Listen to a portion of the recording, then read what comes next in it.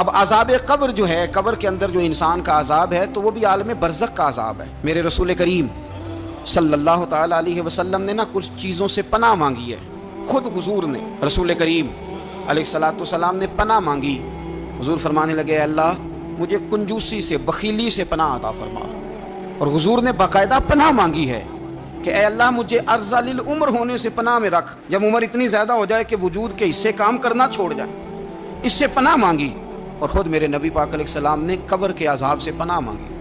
یہ تعلیم امت کے لیے کہ تم بھی پناہ مانگو عذاب قبر سے۔ قبر کا عذاب برحق ہے، قبر کے لیے تیاری کر کے رکھنا، اپنی قبر کو یاد رکھنا، مر جانے کو یاد رکھنا۔ حضرت سعد بن معاذ رضی اللہ تعالیٰ عنہ کا جب جنازہ تھا تو صحابہ کرام فرماتے ہیں کہ حضور نے نماز جنازہ کی امامت فرمائی تو قبر کے تیار ہونے میں کچھ دیر تھی، تو رسول کریم صلی اللہ علیہ وسلم زمین پر بیٹھ گئے اور ایک لکڑی سے حضور زمین کوریدنے لگے۔ ہم وہ انتظار تھے کہ اللہ کے رسول صلی اللہ علیہ وسلم سر مبارک اٹھائیں، ہمیں کو نصیحت کریں۔ فرماتے حضور نے سر اقدس اٹھایا تو حضور کی آنکھوں میں آنسو تھے، اور رو کے حضور فرمانے لگے، رو کے کہ اس قبر کے عذاب سے رب کی پناہ مانگو اور اس کے لیے تیاری کر لو، یہ بڑا سخت دن ہے۔ رو کے حضور نے فرمایا، رو کے۔ آج تو لوگ مذاق بناتے ہیں، کچھ فقیر صوفی درویش کہلانے والے بھی، وہ کہتے ہیں یہ جو مولوی بتا رہے ہیں نا قبر میں بچھو ہوں گے، سانپ ہوں گے، یہ تو مولوی اپنی قبر بتا رہا ہے، ہمارا اس سے کیا لینا دینا ہے۔ خدا سے ڈریں۔ وہ چیزیں جو احادیث مبارکہ میں آ گئیں جس سے نبی پاک نے ہمیں ڈرایا، ہمیں سمجھایا، آپ اس تنبیہ کو، اس نصیحت کو آپ اس رنگ میں لیں گے کہ مذاق بنایا جائے گا دین کا، بجائے اس کے کہ اس سے ڈرا جائے۔ حضرت سیدنا براء بن عازب رضی اللہ تعالیٰ عنہ ارشاد فرماتے ہیں کہ میں نے نبی پاک صلی اللہ تعالیٰ علیہ وآلہ وسلم سے خود اس بات کو سنا ہے، خود رسول کریم صلی اللہ علیہ وسلم نے فرمایا۔ حضرت زید بن ثابت رضی اللہ تعالیٰ عنہ بھی اس بات کے راوی ہیں، فرماتے ہیں ہم جا رہے تھے تو 5-6 قبریں تھیں، تو حضور نے فرمایا کن کی قبریں؟ ہم نے عرض کی یا رسول اللہ صلی اللہ علیہ وسلم یہ کافروں کی قبریں، یہ صحیح مسلم میں حدیث موجود ہے، کفار کی قبریں۔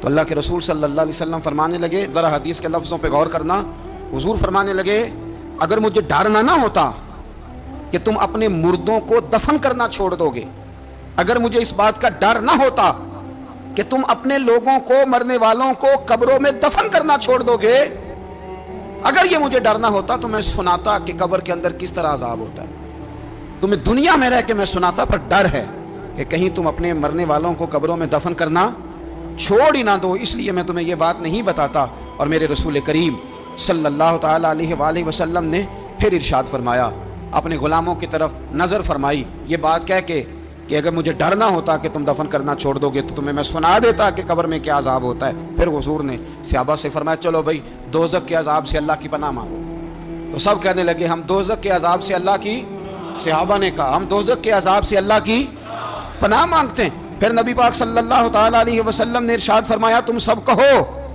کہ ہم قبر کے عذاب سے اللہ کی پناہ مانگتے ہیں، تو صحابہ نے کہا ہم قبر کے عذاب سے اللہ کی پناہ مانگتے ہیں۔ پھر میرے رسول پاک علیہ الصلوۃ والسلام نے فرمایا تم کہو، سارے یہ کہو کہ ہم ظاہری اور باطنی فتنوں سے اللہ کی پناہ مانگتے ہیں، تو صحابہ نے کہا کہ ہم ظاہری اور باطنی فتنوں سے اللہ کی پناہ مانگتے ہیں۔ پھر میرے محبوب علیہ السلام نے فرمایا تم کہو کہ ہم دجال کے فتنے سے اللہ کی پناہ مانگتے ہیں، تو صحابہ کرام نے کہا کہ اے اللہ ہم دجال کے فتنے سے تیری پناہ میں آتے ہیں۔ نبی پاک علیہ السلام نے یہ الفاظ کہہ کے، یہ بات بتلا کے ہمیں سمجھا دیا، ہمیں قائل فرمایا محبوب نے۔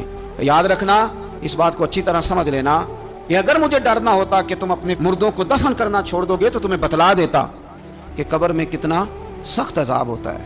میرے عزیز، کچھ لوگ ایسے ہیں جن سے عذاب قبر ہوگا ہی نہیں۔ میرے رسول کریم صلی اللہ تعالیٰ علیہ وسلم نے ارشاد فرمایا کہ جو اللہ کے رستے میں شہید ہو گیا، یہ سنن نسائی میں موجود ہے، اسے عذاب قبر نہیں ہوگا، بلکہ ایک حدیث میں تو فرمایا حساب کتاب بھی نہیں ہوگا، اللہ بغیر سوال جواب کے جنت عطا فرما دے۔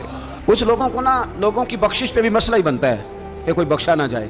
اور ایک صاحب کہہ رہے تھے جی یہ کیا معاملہ ہے کہ جمعے کو بندہ مر گیا یا فلانا ہو گیا تو اس سے حساب کتاب نہیں ہوگا، اتنے بڑے جرم لوگوں نے، اتنے پاپ، اور جمعے کو مر گیا تو بخشا جائے گا۔ تو میں نے کہا جرموں کا بھی اسے حساب اللہ لے لے گا، لیکن میاں حساب کتاب کی ڈیوٹی نہ اللہ کی ہے تو بہتر یہ ہے کہ اسی کے ہاتھ میں رہے، تو نہ اپنے ہاتھ میں لینے کی کوشش کر۔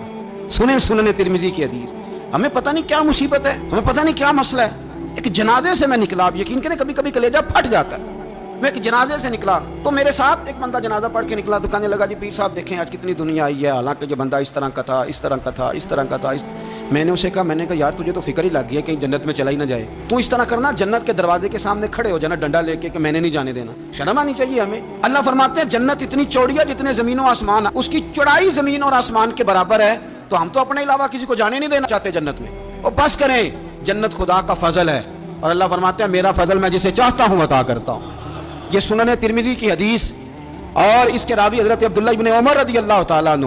نبی پاک علیہ السلام نے فرمایا جو مسلمان جمعے کے دن یا جمعے کی رات کو فوت ہو, اس کو اللہ تعالیٰ قبر کی آزمائش سے محفوظ رکھتا ہے. جو جمعے کی رات فوت ہو جائے, یا جمعے والے یعنی جمعے رات اور جمعے کی درمیانی رات چلا جائے, یا جمعے والے, تو اللہ اسے عذاب قبر سے. تو میرے عزیز, جو بندہ شہید ہو اس سے عذاب قبر نہیں ہوتا. جو آدمی جمعے کے دن یا جمعے کی رات چلا جائے اسے بھی عذاب قبر نہیں ہوتا. اور میرے رسول کریم صلی اللہ تعالیٰ علیہ وسلم نے فرمایا جو بندہ ایک دن اور ایک رات, یہ حدیث صحیح مسلم میں, سنن ترمذی میں, مصنف عبد الرزاق میں موجود ہے, ایک دن اور ایک رات اللہ کی رضا کے لیے اسلامی سرحد پہ پہرا دے. میں اور آپ سوئے ہوئے ہیں, لیکن وہ لوگ جو فوجی بارڈروں پہ کھڑے ہیں, دیکھو مدینے والے محبوب کس کس پہ کرم فرماتے ہیں. ساری عمر نہیں, 24-25 سال کی سروس نہیں, فرمایا ایک دن اور ایک رات اللہ کی رضا کے لیے جو اسلامی سرحد پر پہرا دے, مسلمانوں کو کافروں سے بچائے, رب اسے عذاب قبر نہیں دے گا, اسے اللہ تعالیٰ اپنے فضل سے معاف فرما دے گا. ایک رات اور ایک, آپ کیا سمجھتے ہیں کہ ان فوجیوں کی کوئی چھوٹی شان ہے, ان کا کوئی چھوٹا مرتبہ ہے؟ ایک دن اور ایک رات اگر یہ پہرا دیں تو اللہ انہیں اتنا انعام عطا کرتا ہے. اسی طرح سن لو, یہ ذرا غور سے سننا, ابن ماجہ کی حدیث, اور اس کے علاوہ مسند ابو یعلا میں موجود حدیث کے راوی حضرت ابو ہریرہ رضی اللہ تعالی عنہ, حضور صلی اللہ تعالیٰ علیہ وسلم نے فرمایا جو شخص بیماری سے فوت ہوا, قربان جاؤں میرے محبوب نے بیماری کا نام ہی نہیں لیا, فرمایا کوئی بھی بیماری ہو, فرمایا جو آدمی بیماری سے فوت ہوا اللہ اسے شہادت کی موت عطا فرمائے گا, اور وہ عذاب قبر سے اور قبر کے امتحان سے بھی محفوظ رہے گا. اور حضور فرماتے ہیں اس کو صبح اور شام جنت کے باغوں میں سے رزق دیا جائے گا. جو کسی بھی بیماری سے مرا, یہ لوگ بیماری سے مر رہے ہیں تو لوگوں نے اچھوت سمجھ رہے ہیں, اچھوت, یہ اچھوت نہیں ہے, اس لیے کہ لوارث نہیں, یہ خدا رسول کے ماننے والے ہیں. تم انہیں اچھوت کہہ رہے ہو, اور مدینے والے رسول انہیں شہید فرما رہے ہیں. حضور نے فرمایا جو بیماری سے مرے شہید ہے, وہ قبر کے عذاب سے محفوظ رہے گا اور جنت کے باغوں میں سے اللہ رزق دے گا.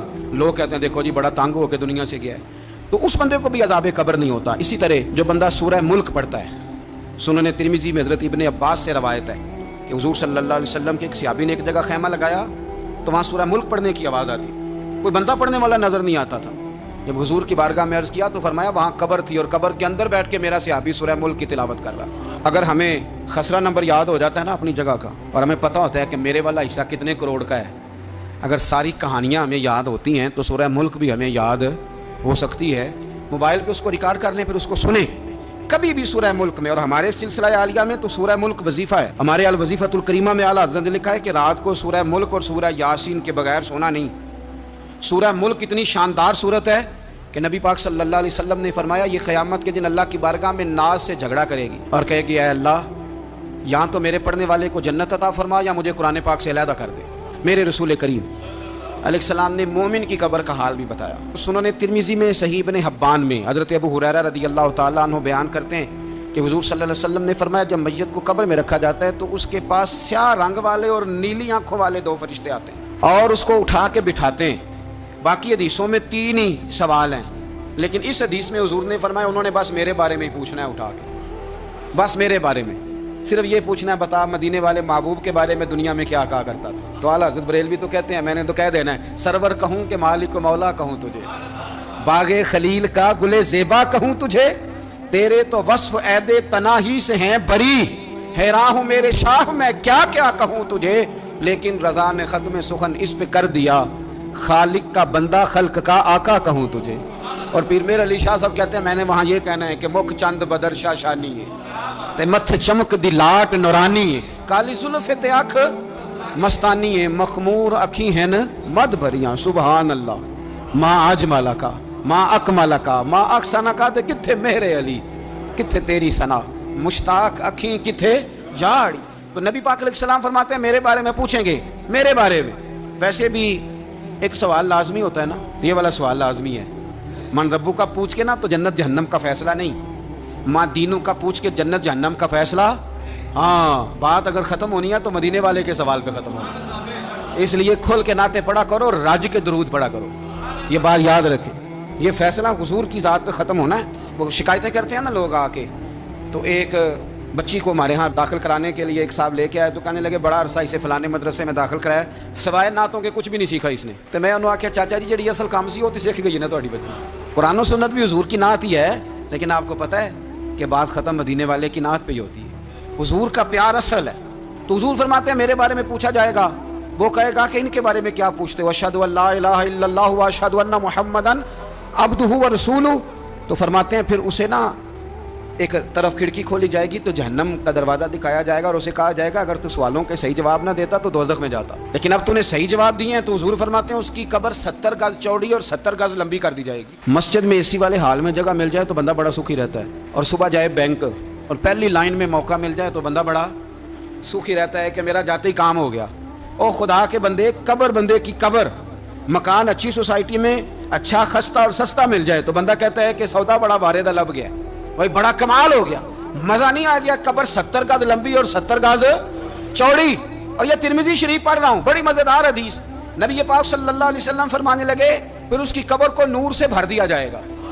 حضور کو پہچان گیا نا, قبر نور سے بھر دی گئی اور جب 70 گز لمبی کر دی گئی تو بڑے پیارے لفظ ہیں حدیث کے. حضور فرماتے ہیں وہ بندہ پھر فرشتوں سے ایک بات کہے گا, عربی میں بھی ہے اردو میں بھی ہے, وہ میرا دل کرتا ہے پنجابی میں بتاؤں. وہ نا فرشتوں سے وہ بندہ کہتا ہے جب قبر ہو گئی نا 70 گز لمبی 70 گز چوڑی اور نور سے بھر گئی, قربان جائیں. حضور فرماتے ہیں وہ مردہ وہ جو قبر میں پہنچا ہے, جب اس کی قبر کو یہ شان ملتی ہے تو فرشتوں سے پتہ کیا کہتا ہے؟ کہتا ہے میں گھر نہ داسا وہاں جا کے, یہ ذرا گھر نہ بتاؤں دوڑ کے, یہ ذرا میں اپنے گھر بتاؤں بھاگ کے کہ اللہ نے بڑی خیر کر دی. اپنی اماں نو داسا وہاں, میں بچوں کو بتا کے آؤں کہ موج بن گئی ہے, میں بتاؤں اپنی بیوی کو, بتاؤں اپنے بہن بھائیوں کو, میں گھر نہ داسا وہاں. قربان جائیں.